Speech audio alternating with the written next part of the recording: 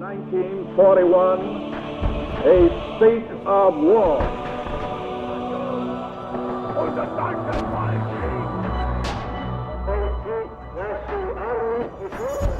What General Vagon had called the Battle of France was over. The Battle of Britain is about to begin.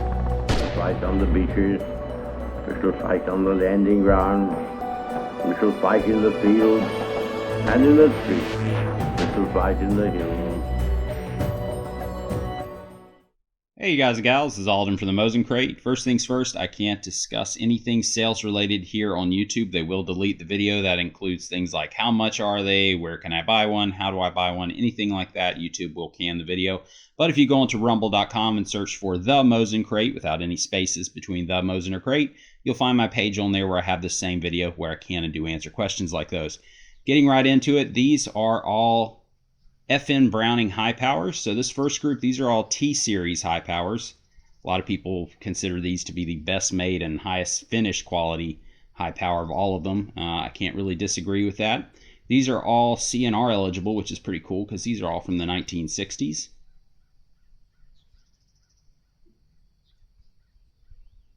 All these are in 9mm, all have a 13 round mag. And I'd say probably the top row is the nicest, mid row is somewhere in between, and the bottom row has the most cosmetic wear on them. These were imported out of Israel, I guess about September, October of last year, and they've just been in transit/limbo since then, so it's pretty cool to finally see them. Import marking is either going to be on the bottom of the trigger guard or on the heel, as you can see in this case.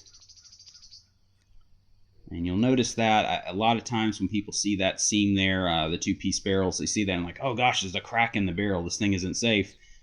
There's some engravings on that one on the front strap there. And that's just the manufacturing process during that period for those barrels.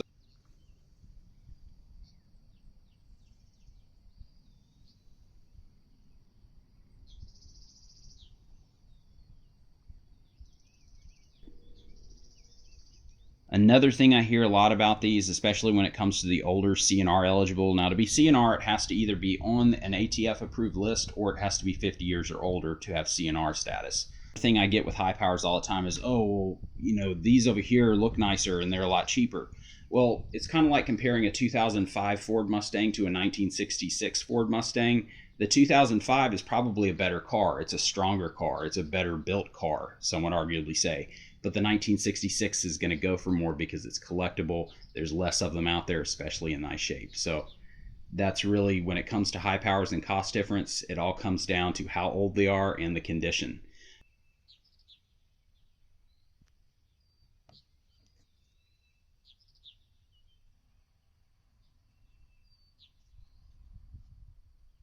This next grouping here, I think this would be considered a Mark III, although it is blued. That is an absolutely beautiful handgun there. Then we have another Mark III. This one's a dual tone. Again, I'd say this one's probably very good, borderline excellent condition. That is a beautiful pistol. Another blued one. And nice thing about the Mark IIIs, they do have that ambidextrous safety. So if you're left-handed, that's what you want to go with. This is a Mark II. Now, I've been told these are very uncommon in Europe for whatever reason, but they're not that uncommon here. But this one's in really nice shape. See, it's got the lanyard ring on there. Probably something the Israeli military added. Usually, anytime you see a lanyard ring, that's what that's there for. We have another Mark II in satin in the center, and then we have what's probably a chrome-plated, I guess, Mark III.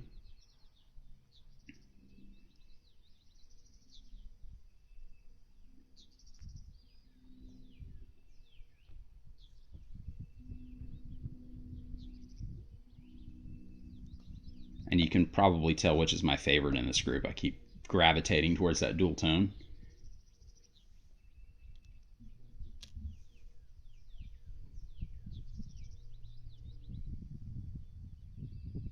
And I wanted to point this one out. Someone has done some custom work to this. It's got the extended slide release, it's got an extended safety on it, and it also has an extended magazine release on it. This is a really nice handgun, especially if you have smaller hands, medium or smaller hands. Maybe you have smaller hands, that all those extensions are going to help. Something I will say, The grips on it are butt ugly, but the nice thing about high powers, you can go out there and find aftermarket wood grips that look identical to the originals for 30 bucks. They're on Amazon right now. You can find them on eBay, Gunbroker, just about anywhere. So if you don't like the grips on one of these, let's say you don't like wood grips like these, they're very easy to buy. They're anywhere from $20 all the way up to $200+ depending on what you get. They even have mammoth tusk made grips out there, and those are in the hundreds of dollars. So you can swap the grips out very easily if you don't like them. So what I'm getting at, this next group here, these are all Thumbprint high powers. You may notice that little Thumbprint indentation there on the side of the slide. These are all probably late 40s to the early 1950s. So again, they are CNR eligible, which is cool. And I don't think I've ever had this many in. I think usually I get in maybe 2 or 3, maybe 5 or 6, but never this many at once. And have one more Macra. This one's pretty cool. It's a 19 date code, so it is a partial production year, so it's kind of harder to find these. And that's just the one-off on this review video today. That one's got a little bit of pitting there on the side, but overall, these are really nice shaped thumbprints. Another nice thing about CNR eligible high powers is that if you're in California, this is one of those things that is on the roster if it's CNR eligible. Again, that's going to do it for this video, guys. If you enjoyed it, please click that subscribe button. I will have some more surplus videos coming up in the future. Thanks for watching.